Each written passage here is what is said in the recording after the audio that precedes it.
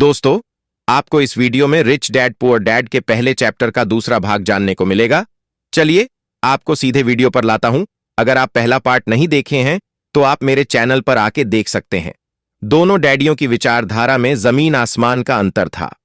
एक डैडी की सोच थी कि अमीरों को ज्यादा टैक्स देना चाहिए ताकि बेचारे गरीबों को ज्यादा फायदा मिल सके, जबकि दूसरे डैडी कहते थे टैक्स उन लोगों को सजा देता है जो उत्पादन करते हैं और उन लोगों को इनाम देता है जो उत्पादन नहीं करते। एक डैडी सिखाते थे मेहनत से पढ़ो ताकि तुम्हें किसी अच्छी कंपनी में नौकरी मिल जाए, जबकि दूसरे डैडी की सीख यह थी मेहनत से पढ़ो ताकि तुम्हें किसी अच्छी कंपनी को खरीदने का मौका मिल जाए।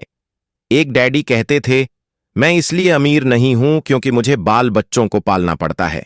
दूसरे डैडी कहते थे मुझे इसलिए अमीर बनना है क्योंकि मुझे बाल बच्चों को पालना है। एक डैडी डिनर की टेबल पर पैसे और बिजनेस के बारे में बात करने के लिए हमेशा प्रोत्साहित करते थे। दूसरे डैडी भोजन करते समय पैसे की बातें करने के लिए मना करते थे। एक का कहना था जहां पैसे का सवाल हो सुरक्षित कदम उठाओ, खतरा मत उठाओ।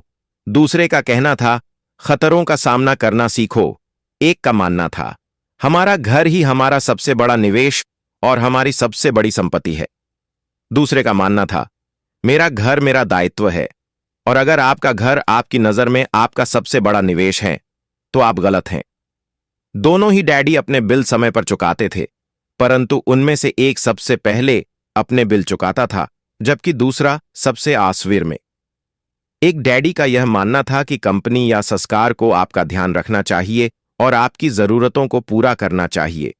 वे हमेशा तनख्वाह में बढ़ोतरी, रिटायरमेंट योजनाओं, मेडिकल लाभ, बीमारी की छुट्टी, छुट्टियों के दिन और बाकी सुविधाओं के बारे में चिंतित रहते थे। वे अपने दो चाचाओं से बहुत प्रभावित थे जो सेना में चले गए थे, और 20 साल के सक्रिय जीवन के बाद उन्होंने अपने रिटायरमेंट और जीवन भर के आराम का इंतजाम कर लिया था।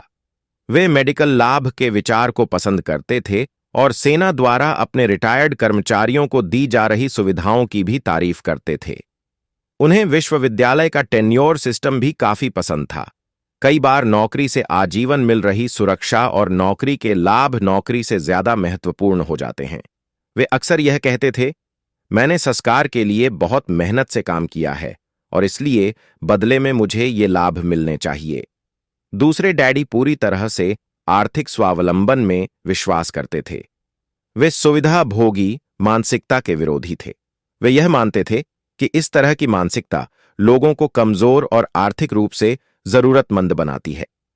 उनका दृढ़ संकल्प था कि आदमी को आर्थिक रूप से सक्षम होना चाहिए। एक डैडी कुछ डॉलर बचाने के लिए परेशान रहे, दूसरे डैडी एक के बाद एक निवेश करते रहे। एक डैडी ने मुझे बताया कि अच्छी नौकरी तलाशने के लिए अच्छा सा बायोडाटा कैसे लिखा जाए।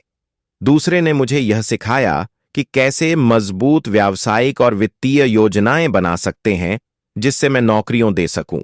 दो प्रभावशाली डैडियों के साथ रहने के कारण मुझे यह विश्लेषण करने का मौका मिला उनके विचारों का उनके जीवन पर कितना प्रभाव हो रहा है। मैंने पाया कि दरअसल लोग अपने विचारों से ही अपने जीवन को दिशा देते हैं। उदाहरण के तौर पर मेरे गरीब डैडी हमेशा कहा करते थे मैं कभी अमीर नहीं बन पाऊंगा, और उनकी यह भविष्यवाणी सही साबित हुई। दूसरी तरफ मेरे अमीर डैडी हमेशा खुद को अमीर समझते थे। वे इस तरह की बातें करते थे मैं अमीर हूं और अमीर लोग ऐसा नहीं करते। एक बड़े आर्थिक झटके के बाद जब वे दिवालियापन की कगार पर थे तब भी वे खुद को अमीर आदमी ही कहते रहे। वे अपने समर्थन में वह कहते थे गरीब होने और पैसा न होने में फर्क होता है। पैसा पास में न होना अस्थायी होता है जबकि शरीबी स्थायी है। मेरे गरीब डैडी यह भी कहते थे मेरी पैसे में कोई रुचि नहीं है या पैसा महत्वपूर्ण नहीं है। मेरे अमीर डैडी हमेशा कहते थे पैसे में बहुत ताकत है। हो सकता है हमारे विचारों की ताकत को कभी भी मापा न जा सके या फिर उन्हें पूरी तरह से समझा न जा सके, फिर भी बचपन में ही मैं यह समझ गया था कि हमें अपने विचारों पर ध्यान देना चाहिए और अपनी अभिव्यक्ति पर भी। मैंने देखा कि मेरे गरीब डैडी इसलिए गरीब नहीं थे क्योंकि वे कम कमाते थे, बल्कि इसलिए गरीब थे क्योंकि उनके विचार और काम गरीबों की तरह थे। दो डैडी होने के कारण बचपन से ही मैं इस बारे में बहुत सावधान हो चला था कि मैं किस तरह की विचारधारा अपनाऊं, मैं किसकी बात मानूं, अपने अमीर डैडी की या अपने गरीब डैडी की। हालांकि दोनों ही शिक्षा और ज्ञान को बहुत महत्वपूर्ण मानते थे, परंतु क्या सीखा जाए इस बारे में दोनों की राय अलग अलग थी। एक चाहते थे कि मैं पढ़ाई में कड़ी मेहनत करूं, डिग्री लूं और पैसे कमाने के लिए अच्छी सी नौकरी ढूंढ ली। वे चाहते थे कि मैं एक पेशेवर अधिकारी, वकील या अकाउंटेंट बन जाऊं या MBA कर लूं। दूसरे डैडी मुझे प्रोत्साहित करते थे कि मैं अमीर बनने का रहस्य सीख लूं, यह समझ लूं कि पैसा किस तरह काम करता है और यह जान लूं कि इससे अपने लिए कैसे काम लिया जाता है।